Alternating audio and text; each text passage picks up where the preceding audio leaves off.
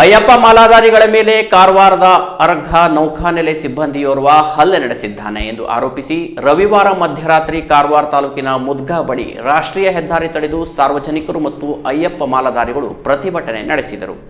ರವಿವಾರ ರಾತ್ರಿ ಅಯ್ಯಪ್ಪ ಮಾಲಾಧಾರಿ ಶ್ರೀನಿವಾಸ್ ಎನ್ನುವ ಸ್ವಾಮಿ ಮನೆಗೆ ಹೋಗಿ ವಾಪಸ್ ಪೂಜಾ ಸ್ಥಳಕ್ಕೆ ಬರುತ್ತಿರುವಾಗ ಕದಂಬ ನೌಕಾನೆಲೆ ಸಿಬ್ಬಂದಿಯೊಬ್ಬ ಸ್ವಾಮಿಯವರ ಗಾಡಿಗೆ ಅಪಘಾತ ಪಡಿಸಿದ್ದು, ಶ್ರೀನಿವಾಸ ಸ್ವಾಮಿಯವರು ಇತರೆ ಸ್ವಾಮಿಗಳಿಗೆ ಕರೆ ಮಾಡಿ ತಿಳಿಸಿದ್ದು, ಆಗಮಿಸಿದವರು ಸ್ವಾಮಿಯನ್ನು ಕಾರವಾರ ನಗರದಲ್ಲಿ ಇರುವ ಆಸ್ಪತ್ರೆಯೊಂದಕ್ಕೆ ಕರೆತಂದು ಚಿಕಿತ್ಸೆ ಕೊಡಿಸಿದ್ರು.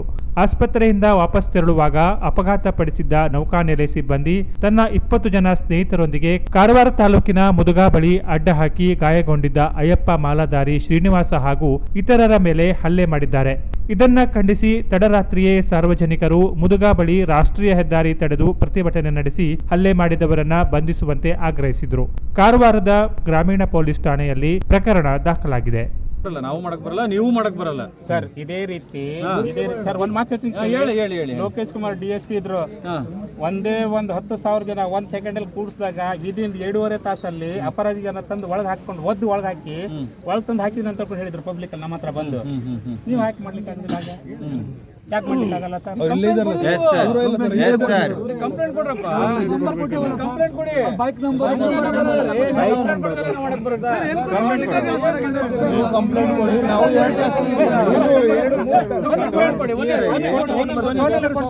ಒಂದ್ ನಿಮಿಷ ಕೇಳಪ್ಪ. ಇಲ್ಲಿ ಈಗ ಇದು ಈ ಕೇಸನ್ನ ಎಷ್ಟು ಸೀರಿಯಸ್ ಆಗಿ ತಗೊಳ್ಬೇಕು ಅಂತ ನಾವು ಗೊತ್ತಾಗಿದೆ, ತಾಳ್ತೀವಿ ಸೀರಿಯಸ್ ಆಗಿ ಇದನ್ನ. ಆಯ್ತಾ, ನೀವು ಕಂಪ್ಲೇಂಟ್ ಕೊಡಿ. ಸೈಡಲ್ಲಿ ನೀವು ಪ್ರತಿಭಟನೆ ತೋರಿಸೋದಿತ್ತು ಸೈಡಲ್ಲಿ ಮಾಡಿ, ಹೈವೇ ಬಂದ್ ಮಾಡಕ್ ಹೋಗ್ಬೇಡಿ.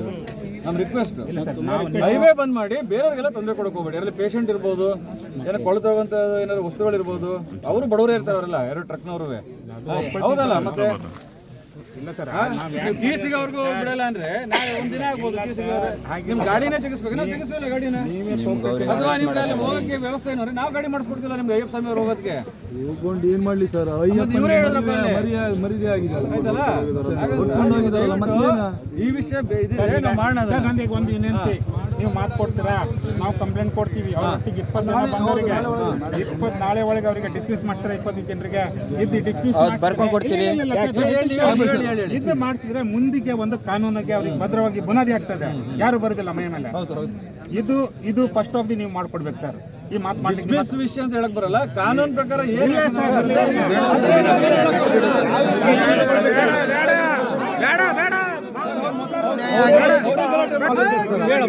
ಇವತ್ತು ನಾವು ಕ್ಲಿಯರ್ ಮಾಡ್ತೀವಿ. ನಾಳೆ ನಾವು 6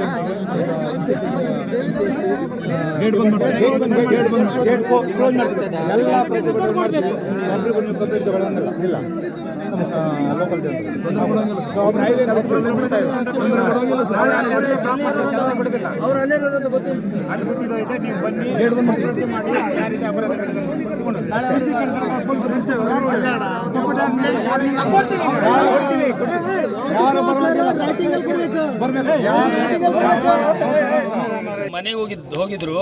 ಮನೆಯಿಂದ ಬರ್ತಾ ಇದ್ದಾಗೆ ಅವ್ನು ರಾಂಗ್ ಸೈಡಿಗೆ ಬಂದು ಇವನಿಗೆ ಕಾಲಿಗೆ ಟಚ್ ಮಾಡ್ದ. ಅವನು ಬುಲೆಟ್ ಗಾಡಿ, ಇವನು ಆಕ್ಟಿವಾ ಟಚ್ ಮಾಡಿದ ಕೂಡಲೇ ಇವ್ನು ನಮಗೆಲ್ಲ ಫೋನ್ ಮಾಡ್ದ, ನನ್ನ ಗಾಡಿ ಆಕ್ಸಿಡೆಂಟ್ ಆಗಿದೆ ಅಂತೇಳಿ.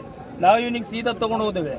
ಎಲ್ಲಂದರೆ ಪಿಕ್ಲಿ ಹಾಸ್ಪಿಟ್ಲಿಗೆ ತೊಗೊಂಡು ಹೋಗ್ಕೊಂಡು ಟಿಚ್ ಹಾಕಿದ್ದೇವೆ. ನಾಳೆ ನಮ್ದು ಇವತ್ತು ಇರ್ಮುಡಿ ಕಟ್ಟಾಗಿದೆ ಸ್ವಲ್ಪ ಜನರದ್ದು, ಒಂದು 9 ಜನರದ್ದು. ನಾಳೆ ಒಂದು 7 ಜನರದ್ದು. ಇದು ನಾಳೆ ನಾವು ಶಬರಿಮಲೆ ಹೋಗೋದು ಅಂತೇಳಿ ಇವನಿಗೆ ಟಿಚ್ ಹಾಕ್ಸ್ಕೊಂಡು ನಾಳೆ ಶಬರಿಮಲೆ ಇವನಿಗೆ ನಡ್ಕೊಂಡು ಹೋಗ್ಲಿಕ್ಕೆ ಆಗೋದಿಲ್ಲ ಅಂದು ತೋಟ್ಲದಲ್ಲಿ ತೊಗೊಂಡು ಹೋಗ್ತೀವಿ ಅಂದ್ಕೊಂಡು ಇದೆಲ್ಲ ವ್ಯವಸ್ಥೆ ಮಾಡ್ಕೊಂಡು ಬರಬೇಕಾದ್ರೆ ಅವನು ನಮ್ಮೊಟ್ಟಿಗೆ ಹೋಗಿದ್ದಾನೆ, ಆಕ್ಸಿಡೆಂಟ್ ಮಾಡಿದವನು. ಹೋಗಿ ಅದರ ನಂತರ ತಾನು ಇವನಿಗೆ ಏನು ಖರ್ಚಿದೆ, ಇವನಿಗೆ 2 ತಿಂಗಳ ಮನೆಯಲ್ಲಿ ಕೂತ್ಕೊಂಡ್ರು, ಅದ್ರ ಬಗ್ಗೆನೂ ನಾನು ಖರ್ಚು ಕೊಡ್ತೇನೆ, 50,000 ಕೊಡ್ತೇನೆ, ಈ ರೀತಿ ಮಾತಾಡ್ಕೊಂಡು ಪೂರ್ತಿ ಸೆಟ್ಲ್ಮೆಂಟ್ ಮಾಡಿ ಲಾಸ್ಟಿಗೆ ಬರಬೇಕಾದ್ರೆ ಅವನು ಗಾಡಿ ಮೇಲೆ ಬರಬೇಕಾದ್ರೆ ಅವ್ರದ್ದೇ ಜನರಿಗೆ ಇನ್ಫಾರ್ಮೇಶನ್ ಕೊಟ್ಟು ನಮ್ಗನ್ನ ಮಿಡ್ಲಲ್ಲಿ ತಂದು, ಇಲ್ಲಿ ಯಾರೂ ಸ್ವಾಮಿಯರು ಇಲ್ಲದ ಜಾಗದಲ್ಲಿ ತಂದು ನಮ್ಮನ್ನ ಈ ರೀತಿ ಹೊಡೆಸಿ ಅಷ್ಟು ಜನ 30 ಜನ ಪರಾರಿಯಾಗಿದ್ದಾರೆ. ಅವರು ಗಾಡಿ ಮೇಲೆ ಬೈಕ್ ಮೇಲೆ ಬಂದಿದ್ದಾರೆ. ಒಂದೊಂದು ಬೈಕ್ ಮೇಲೆ 3 ಜನ ಇದ್ದಾರೆ. ನಾವು ಪೆಟ್ಟು ತಿಂದು ಕೂಡಲೇ ನಾವು ಯಾವ ಸೈಡ್ ಹೋಗಿದ್ದಾರೆ ಅಂತ ನೋಡ್ಲಿಕ್ಕೆ ಆಗ್ಲಿಲ್ಲ ಸ್ವಾಮಿ. ಅಲ್ಲ, ಗಾಡಿಯನ್ನು ಬಿಟ್ಟು ಹೋಗಿದಾರ ಅಥವಾ ಏನಾದ್ರು? ಗಾಡಿ ಬಿಡ್ಲಿಲ್ಲ, ಹೆಲ್ಮೆಟ್ ಒಂದಿದೆ.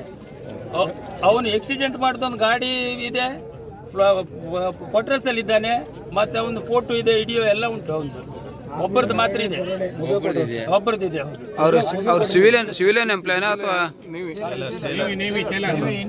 ಇಂಡಿಯನ್ ನೇವಿ ಸೇಲರ್ಸಾ? ಹೌದು. Canara plus news Karwar.